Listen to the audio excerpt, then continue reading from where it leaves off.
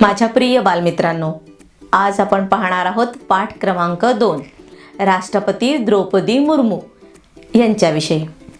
भारताच्या 15व्या आणि विद्यमान राष्ट्रपती म्हणून द्रौपदी मुर्मू यांचे नाव अतिशय आदराने घेतले जाते. त्यांनी 25 जुलै 2022 रोजी भारताच्या राष्ट्रपती पदाची शपथ घेतली.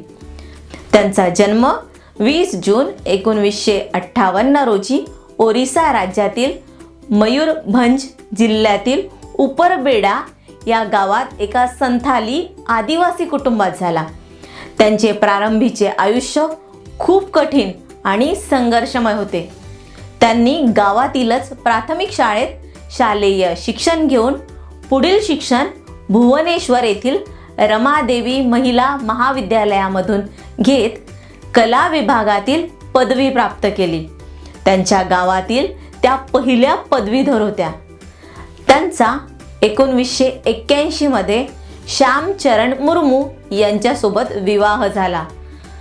ते बँकेत अधिकारी होते. इतिश्री मुर्मू या त्यांच्या कन्या असून त्यांचे जावई गणेश हेम्ब्रम हे एक रग्बी खेळाडू होते.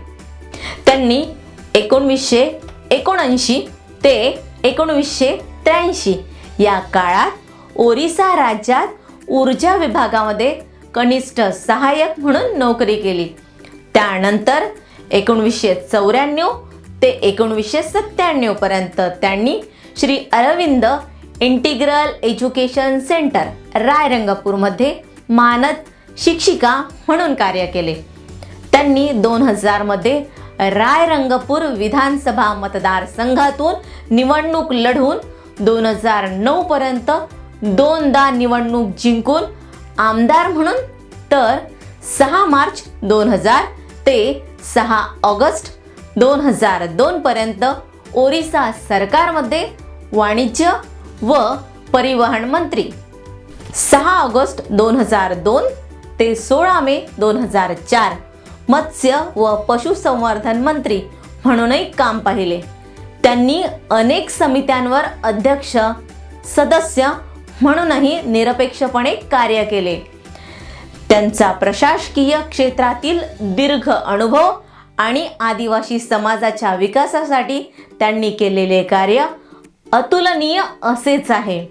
त्यांनी अनेक समाजोपयोगी निर्णय त्यांच्या कार्यकाळात घेतले. त्यांच्या या सेवेसाठी त्यांचा 2007 मध्ये ओरिसा विधानसभेच्या वतीने पंडित नीलकंठ दास सर्वश्रेष्ठ आमदार सन्मान हा पुरस्कार देऊन गौरव करण्यात आला.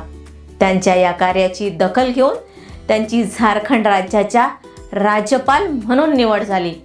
त्यानंतर त्यांनी 18 मे 2015 रोजी झारखंड राज्याच्या पहिल्या महिला आदिवासी राज्यपाल म्हणून शपथ घेतली. भारतीय संविधानाचा आदर करीत त्यानुसारच त्यांच्या कार्यकाळात जनसामान्यांसाठी मोठ्या प्रमाणात घेतलेल्या आणि विश्वविद्यालयांच्या परीक्षा व नोकर भरती संदर्भातील निर्णयांबाबत सर्वच राजकीय पक्षांमध्ये त्यांच्याविषयी आदराची भावना होती.